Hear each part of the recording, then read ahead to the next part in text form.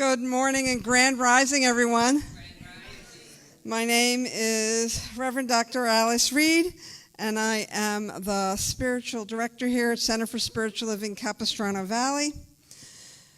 And boy, it's good to be on the West Coast, don't you think? I know we've all heard about the lovely weather. While I think snow is lovely to look at and maybe even visit once in a while, I'm happy not to ever have to shovel it again. So, many of you know I spent, the majority of my life on the East Coast. So to my friends who might be watching from the East Coast, it's temporary, you know it'll melt. All right. So all month, we have been looking at this topic of the fundamental ideas of science of mind. And these fundamental ideas are in the first 4 chapters of the Science of Mind textbook. And we've looked at the thing itself, which is absolute cause. We've looked at how the law operates. That's the way it works. That's the 2nd chapter. The 3rd chapter, what it does. Those are the results that we experience, the manifestation, the demonstrations, the conditions that we experience because we are always working with this thing called the creative process. That is moving through life, moving through us, and it is the world that we experience. And today we arrive at what I think is the most practical chapter, and sometimes the most demanding. How to use it, chapter 4. And this chapter answers the questions people are often asking, especially when life is hard. We might ask, how do I use this teaching? How do I apply these principles that I really resonate with? But come on, I got X, Y, or Z to deal with. And so we're going to talk about that a little bit. And I think one of the places that is a little confusing and needs to be nuanced by us is this idea of control. We have these declaration of principles that you can always find in the front of the Science of Mind textbook. This is when I miss my wireless mic. And there's one particular declaration that reads, "We believe in the healing of the sick and the control of conditions." Now listen, through the power of this mind with a capital M. When we capitalize the word mind, we're talking about spirit. We're talking about the thing that makes the grass grow. And I think sometimes we can get a little confused about this idea of control. Holmes makes this abundantly clear that the creative process is not about us controlling circumstances. It's about us elevating our consciousness and aligning ourselves with principle. And it's in that alignment with principle, and when I use the word principle, I'm really talking about those immutable creation, possibility, infinite possibility ideas that are so large that they can be manifested in an infinite way of possibilities, and an infinite amount of possibilities. Like there's so much potential when we elevate our consciousness to that highest idea of God, that highest idea of principles of love and freedom, of beauty, of joy, of all those. I like to think of it as if I'm trying to describe the indescribable, if you will, and these principles, I look towards those qualities of God that really can't be any broader. They can't be made any broader. When we speak about love, there's all kinds of shades of love that we can talk about. But when we get to that highest, most ultimate idea of love, it expresses itself in so many different ways. And so as we look at this idea about aligning ourselves to principle, this is where we start. And we talked about this a great deal in the first Sunday of the month. We align ourselves with principle, and we don't use the law to dominate life. We don't use the law to dominate life. We use it to cooperate with life. And I'm using life with a capital L.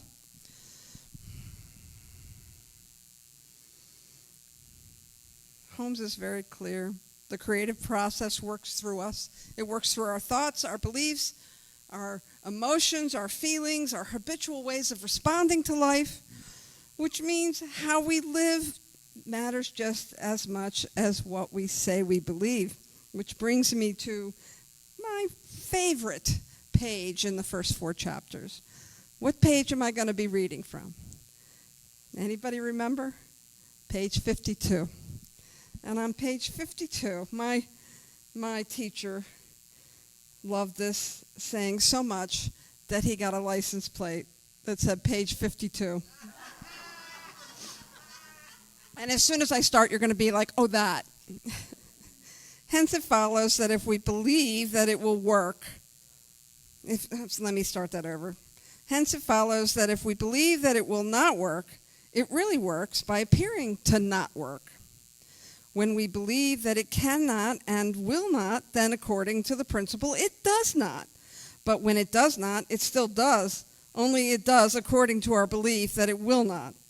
This is our own judgment. This is our own punishment through the law of cause and effect. And so the law is always working through us.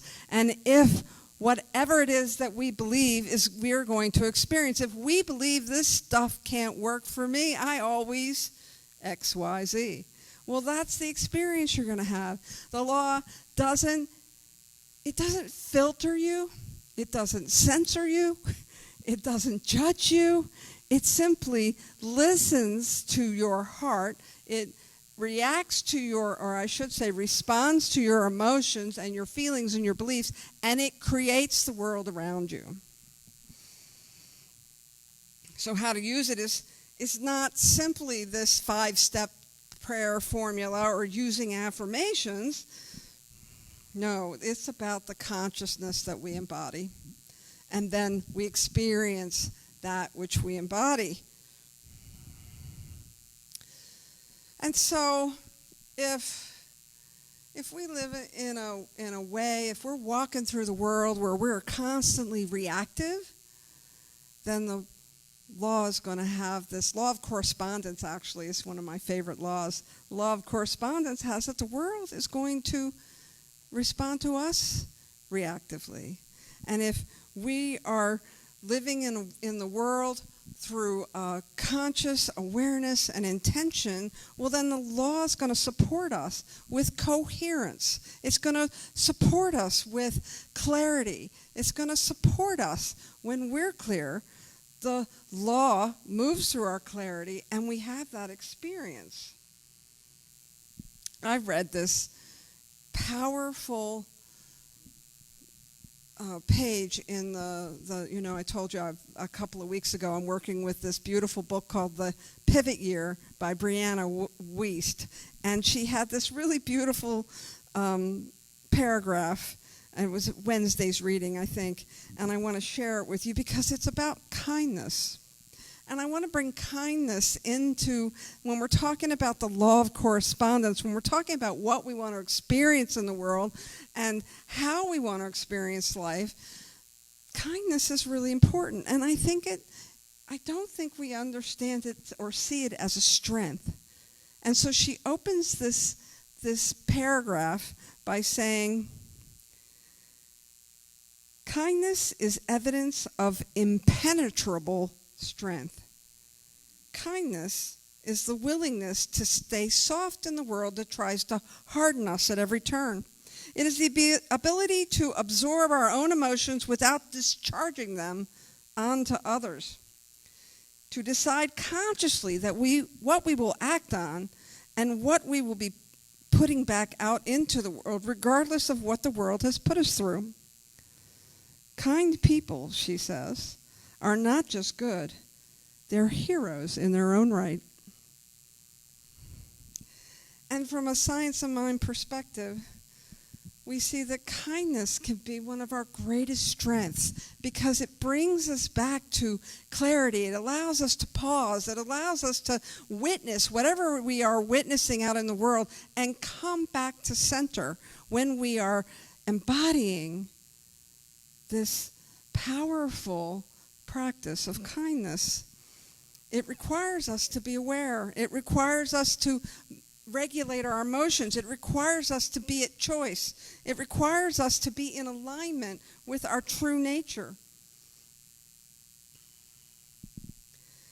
And every time we choose kindness, consciously choose kindness, we interrupt the unconscious cycle that we are getting in our feed. You know, whether you're getting that feed from the circle of people that you're talking to, whether you're getting that feed from the newspaper or the news or your social media, through the things that we hear about what are going on in the world, all of that is trying to influence us.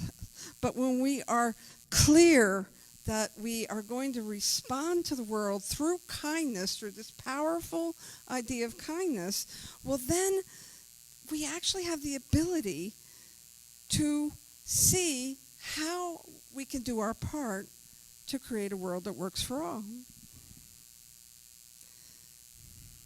And when we do that, when we pause, when we embody the power and the strength of kindness, it actually regulates our nervous system. And it allows us to respond to the environment around us in a way that is conscious and awake and aware. And this brings me to the moment we're living in right now. There are times in our lives when the world just breaks our heart. When we see things that are happening around us and it cracks us open, it makes us sad, you know, sometimes it's this shouldn't be happening, or sometimes, at least for me, the experience that I'm having is that my heart is just breaking in the way that we are treating each other. And this isn't about politics. This is about the consciousness we want to bring into the world. And so when we have this experience of heartbreak, well, sometimes it can be a little frightening for us. We have this philosophy that we're living that espouses this idea that what we believe and feel is what we're going to experience. And so, oh my God, I'm having my heart's breaking. I gotta suppress that. I can't feel that. I can't be grieving. I can't be outraged. But Holmes is really clear. He never tells us to suppress our feelings. He is not inviting us to, you know, put our fingers in our ears and go, la, la, la, la, la, la, la, la. I have the image of sitting in the back seat with my sister and her putting her finger right here and saying, I'm not touching you. Right? It's not about denying what we're experiencing and feeling. And so Holmes says this on page 51 of the Science of Mind text at the bottom of the page, first page of this chapter. It's easy enough to rush about shouting that there are no sick people, but this will never heal those who appear to be sick. It is easy to proclaim that there are no needy.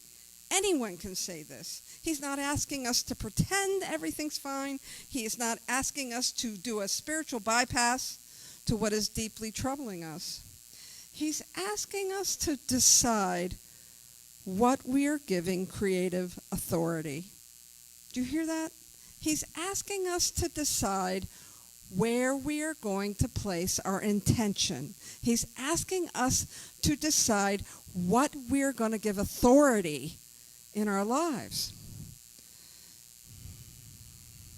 Because heartbreak and outrage and anger, all of that gets put into the law, whether we are conscious of it or not. The question is not whether we feel it. The question is, how are we going to hold it?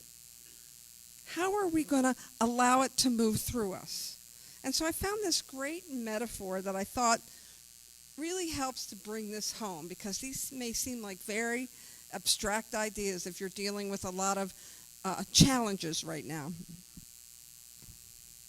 So it's the ship and the rudder.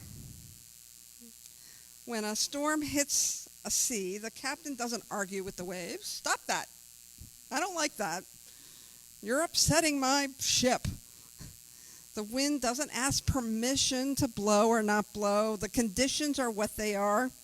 But the most important part of the ship is not the storm and the hull. It's the rudder.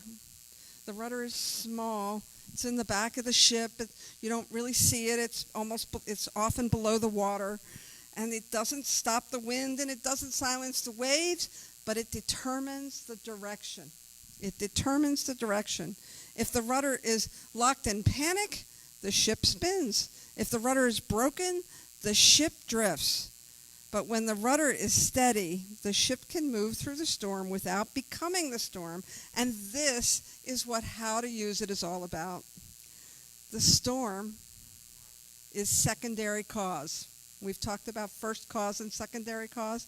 First cause is spirit. Secondary cause is when we have things that are happening in the world that we react to or we experience. So the storm is secondary cause. The wind and waves are conditions. They may be real. They may be tumultuous. They may give us a lot of grief. They may even break our hearts. But consciousness is the rudder that we're working with. Consciousness is where we put our attention first. And if our heart breaks and we pour despair into the law, well, that's going to multiply despair. But if we allow ourselves to feel our feelings and our emotions, like in the idea that Brianna Weiss brought forward about kindness, allowing us to feel our feelings and regulate them and not like spill them out over top of everyone, but to feel them first and let them complete them. If we allow heartbreak to break us open and we hold it inside first cause, it becomes an opportunity for clarity and compassion and coherence with our values. I can't tell you where I read this, but I think it's a really important quote. The law does not respond to your pain. It responds to the meaning you assign to the pain. It does not respond to the pain. It responds to the meaning you give it. And that's true of everything. The law is simply responding to all the meaning that we give to life. And so we have an opportunity to work with the law, to work with kindness, to understand that we are always using this thing called the creative process. You can be unconscious. You can be unconscious and use that law all you want. It's not going to serve you. You can put your head in the sand. You can you can pretend. But if you really want to feel a sense of power, we have this opportunity to make this subtle distinction, right, that I talked about at the beginning, this subtle distinction about control and conditions with using the power of this mind, the Godhead, if you will, the source, the thing itself. We have an opportunity to align ourselves with the power and the thing that makes the grass grow, and then allow it to move through us, guided by the rudder of our consciousness and our intentions. And it's important for us to make that subtle distinction. I screw this up all the time. I really do. I don't know, am I the only one? There's something going on, and I just think it needs to be fixed. And I have superpowers. I can fix all kinds of things. But honestly, when I do that, it's almost like a power suck. Like, I lose agency when I try to control things with my ego or my simple good ideas. But when I can remember that it is Spirit that has the power, and I am its emanation, and I get to use my rudder. Oh, that's interesting. I get to use my consciousness. I get to use the things that I value to help direct that power that is moving through me. Man, this is when I'm centered. This is when stuff really starts to happen. And guess what? It's almost effortless when I can let go and surrender. When I can remember where true power lies. When I can let go of that very earthly, man-made, and woman-made, so we'll call it human-made idea that I need to have some power over something. No, true power, when I am aligned with principle, is a sense of having power with. It's like the wind in my sails. It's the power that allows me to do things that I wouldn't have thought of if I was just trying to manipulate the circumstances. My teacher used to say, "You trying to get all your ducks in a row? You know what that makes you? A duck liner upper." We're just arranging conditions from secondary cause, the things that make us, wake up and take notice. That when we wake up and take notice, it's not about reacting right away. It's about aligning with principle, getting grounded, and then knowing what ours is to do.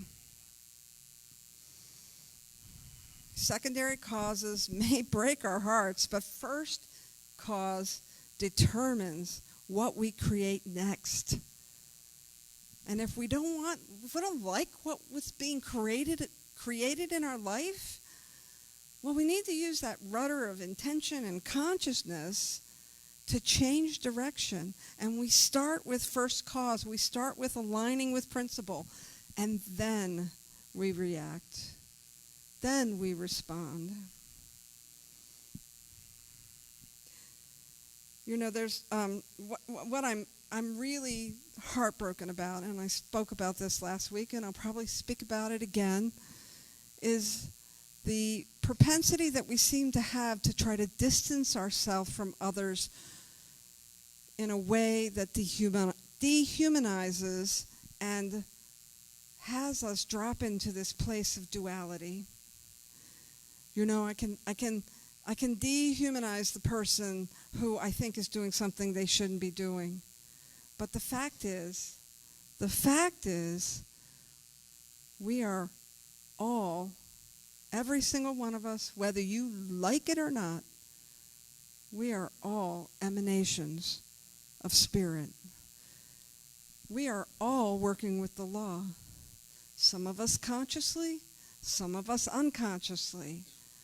I'm inviting us to be the ones who use it consciously, to allow ourselves to be led by whatever principle we align ourselves with, whether it's love or beauty or freedom, power, all those beautiful, immutable qualities of God want to be expressed by means of you, and you have to direct them. You have to take that responsibility. I'm sorry. There are no bystanders in this thing called the creative process. We are all using it all the time. And so our invitation this week, as we move through this and complete this 4-part series on the first 4 chapters of how to use it, is to ask yourself this question. What state of consciousness am I offering the law right now? And consider this before you speak, before you act, before you write, before you post. Pause and consider that it's not about what you need to fix or what needs to be fixed in the world, because that's either secondary cause or condition. It's what are you choosing? And once you're clear on what you're choosing and who you're choosing to be, things will flow through you. You will know what's yours to do. You will know what's yours to take a stand for. You will be able to distinguish between power over and power with. And you will be empowered by the thing that makes the grass grow, that breathes our body, that gives us all the power that we can use, that is its power moving through us. Its power moving through us. There is a power for good in the universe greater than you, and you can use it. So my invitation is to not try, it isn't about what can life give me, it's what can I give life? What can I do as my best self in this time and this place? How can I become the conduit for the highest good in every situation? And when we do that, we fulfill the highest promise of this teaching. We begin to walk it out. We take the first step towards a world that works for all. When we're conscious, when we're awake, when we're using and allowing the power and that we align with to move through us. Simple, right? No sweat? You got this? That's why you're still here this morning, and you'll be here next week, and you'll take classes, and you'll work with a practitioner, and you'll continue to do your inspirational reading, and you'll continue to get clearer about what's important to you, and you'll pause, you'll be conscious, you'll be aware, and you'll move with the power of God in all that you do. Thank you very much.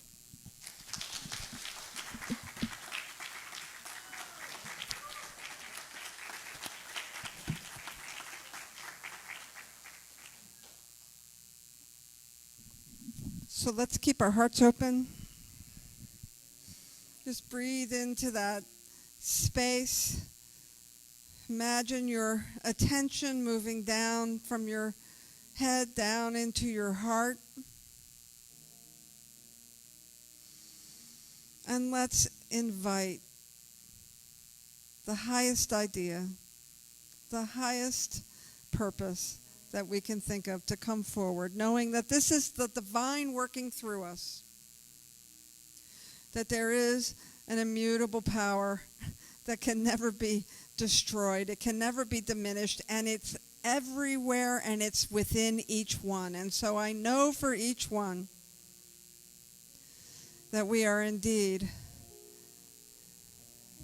the emissaries, the ambassadors for the thing that makes the grass grow. We are indeed the thing itself personified. And so as we accept our rightful place in this beautiful paradigm of power, I know for each one that we are aligned with the highest principles in our best self, and we allow ourselves to be clear. If we're feeling heartbreak or rage or upset or depression, whatever those emotions are, I know for each one that we move through them completely. We allow ourselves to be aligned with the highest power and the innermost power. And that power moves through us. That power moves by us. That power moves as us.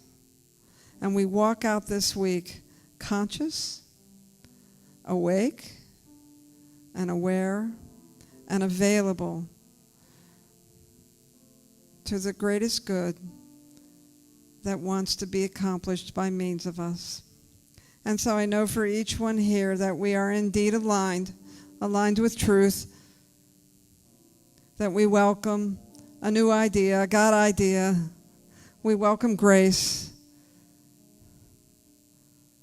We welcome peace. We welcome compassion.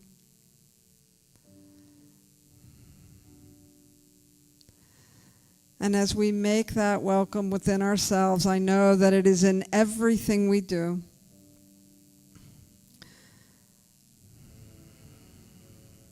For we are indeed where God shows up. We are the hands of God. We are the feet of God. We are the heart of God. We are the mind of God.